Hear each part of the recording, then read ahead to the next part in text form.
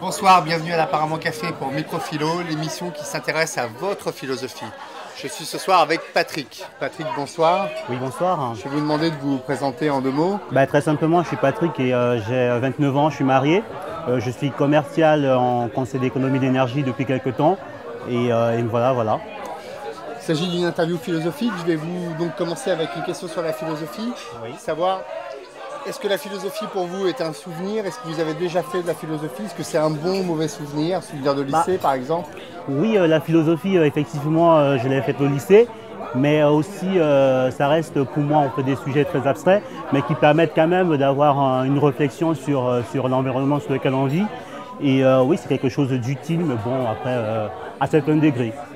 Alors justement, est-ce que dans votre vie au quotidien, le questionnement philosophique vous habite? Est-ce que vous réfléchissez? Est-ce que vous donnez du sens régulièrement à votre vie et à votre cheminement? Forcément, quand on a environ 30 ans, on se pose des questions sur son accomplissement, son devenir et éventuellement qu'est-ce qu'on va laisser puisqu'on se dit on va partir éventuellement, voilà. À 30 ans déjà, vous pensez déjà à la succession, à ce que vous allez léguer?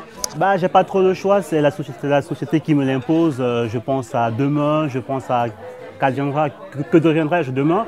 Et par rapport à toutes ces questions, je suis obligé justement d'avoir une forme de maturité, j'ai pas trop le choix. La philosophie se préoccupe avant tout de rechercher la meilleure vie possible. Quel est pour vous le bonheur, la conception que vous avez du bonheur? En deux mots, après on peut épiloguer dessus. En deux mots, pour moi, le bonheur, c'est de voir l'autre content, de voir l'autre sourire. C'est-à-dire, moi, de par ma culture, de par les voyages que j'ai eu à faire partout dans le monde, le fait de voir mon alter ego content, franchement, me procure une satisfaction qui n'a pas d'égal. Après, voilà, on peut définir cela de plusieurs manières, mais mon entourage, j'aime vraiment voir les gens heureux. Donc votre bonheur passe nécessairement par le bonheur de l'autre et par le rapport à l'autre. Exactement, parce que mon accomplissement personnel, c'est un devoir pour moi personnel qui m'incombe. Donc pour moi, c'est tout à fait naturel et normal que je puisse me battre, m'efforcer à pouvoir devenir quelqu'un de bien et voilà. Mais le bonheur, jamais heureux tout seul en fait. Exactement.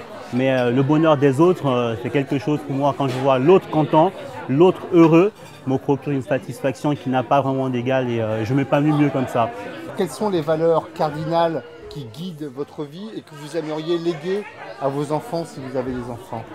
Justement, si demain j'ai des enfants, voilà, je me dis la seule chose qu'on peut léguer à son enfant, c'est de se sentir bien dans sa propre peau. Parce que quand on se sent bien en soi, ma foi, on peut faire beaucoup de choses. Parce que le plus difficile, c'est de savoir, tiens, je suis un tel, j'assume ce que je suis. Et par rapport à ça, voilà, on fera des efforts pour pouvoir s'accomplir. Donc déjà, comme on disait en philo, voilà, il faut se connaître soi-même, quoi, pour pouvoir connaître l'environnement dans lequel on vit.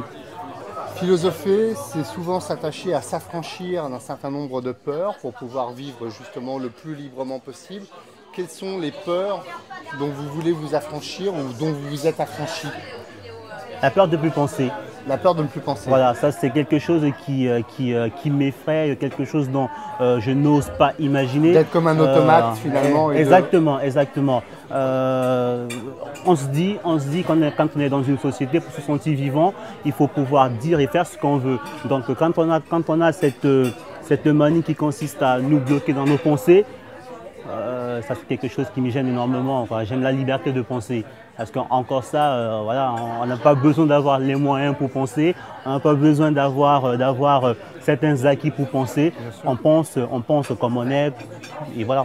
Penser est une forme de résistance pour rester en vie, en quelque sorte. Exactement. C'est la seule chose que nous avons d'abstrait, de pouvoir lutter contre toutes les formes de société aujourd'hui. On pense comme on veut. Encore heureux. Dernière question. Oui. Qu'est-ce que serait pour vous une vie réussie? Une vie réussie? Oui. Une vie sans maladie. Une vie sans maladie? Exactement, parce que quand on est malade, on est à 50% de ses possibilités, on a ses potentialités réduites. Est-ce que vous avez eu à souffrir de la maladie ou de la maladie d'autres gens Heureusement, qui vous ont entouré? d'autres gens, oui. Pour moi, heureusement, pas encore. Parce que moi, aujourd'hui, l'une des choses la plus précieuse que j'ai, c'est ma santé. J'ai eu à rencontrer des gens, des muets, des aveugles. J'ai eu à côtoyer des personnes qui étaient en déficit physique. Franchement, quand on est bien portant, c'est quelque chose voilà, qu'il faut savoir apprécier. Patrick, merci. Ouais, au plaisir. Nous nous retrouvons la semaine prochaine pour une autre interview de Microphilo, l'émission qui s'intéresse à votre philosophie.